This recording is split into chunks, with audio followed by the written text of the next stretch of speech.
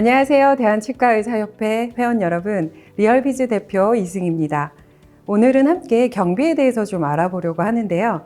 매년 원장님들께서 세금을 납부하실 때마다 세무대리인으로부터 경비가 부족하다라는 말씀을 듣곤 하십니다. 매월 내가 그렇게 많은 경비를 쓰는데 왜 매년 세금을 낼 때마다 경비가 부족한지 많은 원장님들께서 궁금해 하시는데요. 오늘은 경비의 정의에서부터 어떻게 관리하셔야만 내가 쓴 경비가 정확하게 반영될 수 있는지를 차분히 하나하나 살펴보도록 하겠습니다. 네, 먼저 목차를 한번 살펴보겠습니다. 첫 번째는 손익계산서 상에서의 경비에 대해서 좀 확인을 하고요. 두 번째는 경비가 되기 위한 조건에 대해서 상세하게 알아보도록 하겠습니다. 경비 중에서도 감가상각비처럼 특수하게 처리되는 경비에 대해서는 세 번째 항목으로 살펴보고요. 마지막으로 이 모든 것을 어떻게 더 잘 관리할 수 있는지에 대해서 포인트 몇 가지를 정리해 보도록 하겠습니다. 손익계산서는 신고 때마다 원장님들께서 많이 보시긴 할 텐데 이 내용에 대해서 저희가 구조적인 분석을 한번 해보도록 하겠습니다. 손익계산서는 첫 번째 수입을 분석하는 것으로부터 시작할 수 있는데요. 이 수입은 진료를 해서 일으킨 매출뿐만 아니라 진료 외 수입 또한 포함됩니다. 그리고 비용은 매출 원가와 판관비 그리고 진료 외 비용으로 구성되는데요. 이 수입에서 비용을 정산한 나머지 값을 단기 순이익이라고 정의하고 저희가 이 금액으로부터 원장님들께서 납부하실 세금을 정산하게 됩니다. 이 과정에서 저희가 한 번 더 살펴볼 것은 비용으로 포함되어 있는 매출 원가와 판관비 그리고 진료의 비용에 대해서 상세하게 알아볼 건데요. 그 내용 중에서도 어떻게 관리하셔야만 이 매출 원가, 판관비 그리고 진료의 비용이 충분히 경비로 반영될지에 포인트를 두고 함께 알아보도록 하겠습니다. 경비가 되기 위해서는 몇 가지 조건이 필요한데요. 그냥 단순히 비용을 사용하시는 것만으로는 충분하지가 않습니다.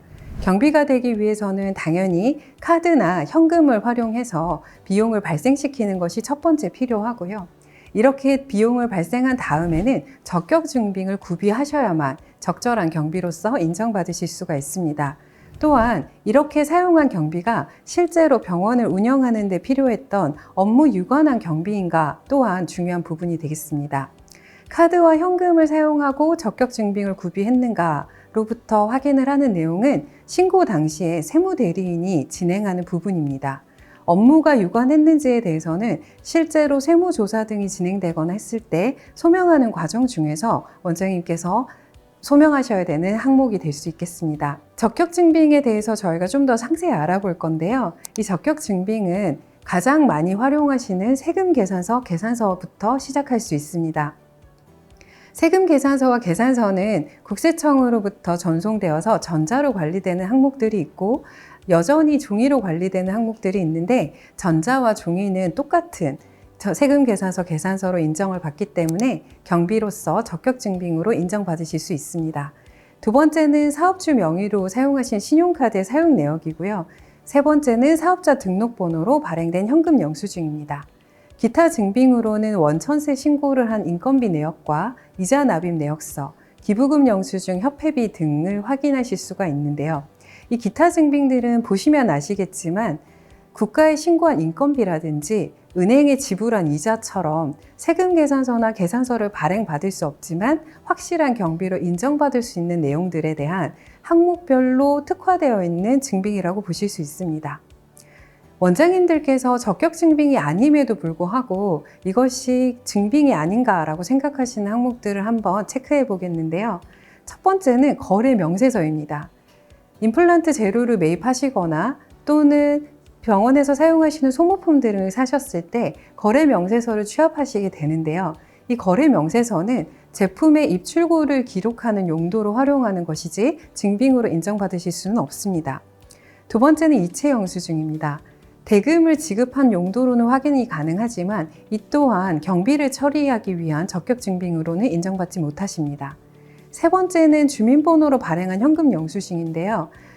병의원의 사업자 번호로 발행받은 현금 영수증은 적격 증빙이지만 원장님의 개인 병원 번호나 또는 직원들의 번호로 발행받은 경우라고 한다면 직접적으로 바로 적격 증빙으로 인정받기는 어려운 측면이 있습니다. 마찬가지로 직원 명의로 되어 있는 신용카드를 사용한 내역 또한 바로 경비 처리를 하기는 어려운 부분이 있습니다.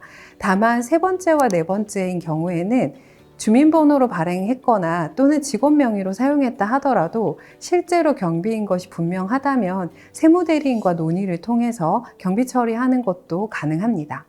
다음에 살펴볼 것은 감가상각에 대한 내용인데요. 감가상각은 가구를 구매하시거나 인테리어를 정리하시는 것 등과 같이 자산으로 등록하여 경비 처리하는 항목들입니다.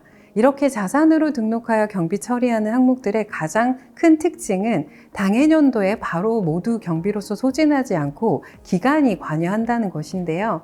이러한 고정자산은 감소된 가치로서 경비 처리된다는 부분이 있기 때문에 원장님께서 언제 이것을 구매하는지가 경비 처리되는 전체 금액에 지대한 영향을 끼친다고 볼 수 있습니다. 예를 들어서 한번 살펴보실 건데요. 원장님께서 1억 2천만 원 정도 되는 장비를 구매한다고 하셨을 때 이 장비를 1월에 구매하신다면 1억 2천만 원의 장비를 1년 동안 보유하셨던 기간, 즉 12분의 12개월만큼을 산정을 하고 해당 장비에 대한 감가상각률을 0.451 곱하여서 5,412만 원을 최대 처리할 수 있는 경비로 활용하실 수가 있습니다. 하지만 똑같은 장비라 하더라도 이 장비를 7월에 구매하신다면 보유하고 있는 기간이 12분의 6개월로 감소하기 때문에 실제로 처리할 수 있는 경비의 최대액은 2,706만 원으로 감소하게 됩니다. 따라서 만약에 원장님께서 올해 내가 경비를 처리하기도 하고 또한 장비도 필요하다고 하신다면 연초에 구매하시는 것이 훨씬 더 많은 경비 처리가 가능하다고 하겠습니다. 비슷하게 또 살펴보셔야 되는 항목이 매입비라고 보실 수가 있는데요. 이 매입비는 실제로 원장님께서 구매하신 내용이 경비 처리가 되는 것이 아니라 사용하신 금액이 경비 처리가 되기 때문에 이 사용 금액이 경비 처리가 된다는 것을 인지하시고 매입하시는 것이 필요합니다. 사용 금액을 도출하는 방법을 조금 상세히 살펴보시면 첫 번째는 전기말 재고, 즉 전년도 기말 재고를 가지고 계신 것에다가 올해 내가 매입한 단기 매입을 합산하시고 그리고 마지막 연말에 남겨져 있는 기말 재고를 정산하시면 당해년도 사용하신 사용 금액을 도출할 수가 있습니다. 예시에서는 매출이 5억인 병원에서 1억 2천만큼의 기말 재고와 단기 매입 중에서 5천을 사용하셔서 매출 원가 5천만 원이 발생하는 구조를 보여드리고 있습니다. 따라서 원장님께서 경비가 꼭 필요하다고 해서 연말에 임플란트를 다량 매입하신다고 하는 것이 경비를 당해년도 처리에는 크게 영향이 없으실 수도 있기 때문에 그러한 계획이 있으시다면 세무대리인과 먼저 논의하시는 것이 필요하겠습니다. 이렇게 특수한 경비들로부터 적격 증빙이 무엇인가까지도 살펴봤는데요. 경비가 충분히 처리되기 위해서 꼭 필요한 항목들을 살펴보겠습니다. 첫 번째는 일단 증빙을 무조건 챙기셔야 합니다. 증빙을 잘 챙기기 위해서 저희가 활용할 수 있는 방법은 세금 계산서나 계산서를 청구 발행 받은 후에 입금을 하시는 겁니다. 이렇게 청구 발행 받은 후에 입금을 하시게 된다고 하면 실제로 내가 납입해야 되는 금액이 얼마인지도 정확하게 아실 수 있고 돈은 입금했으나 거래처의 실수로 세금 계산서 발행이 누락되는 상황도 미연에 방지하실 수가 있습니다.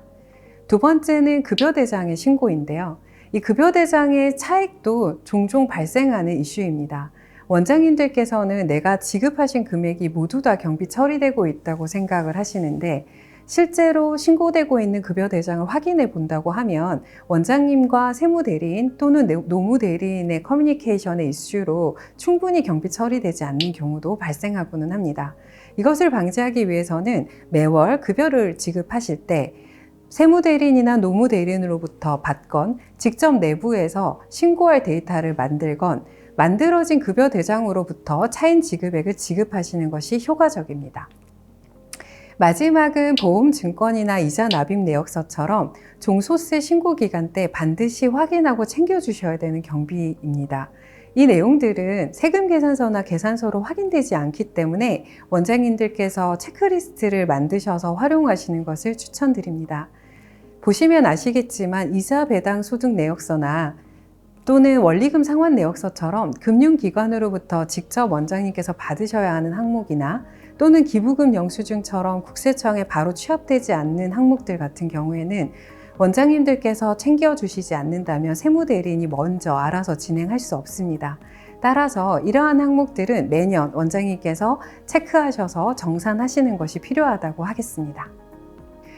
이렇게 오늘은 저희가 함께 경비가 충분히 잘 처리되기 위해서 어떤 항목들을 챙기셔야 되는지 살펴봤는데요.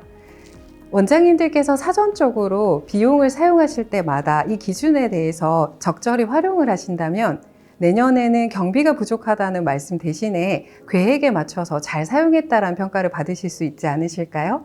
오늘 배우신 것들을 실전에 잘 활용하셔서 절세에 도움이 되시기를 바랍니다. 경청해 주셔서 감사합니다.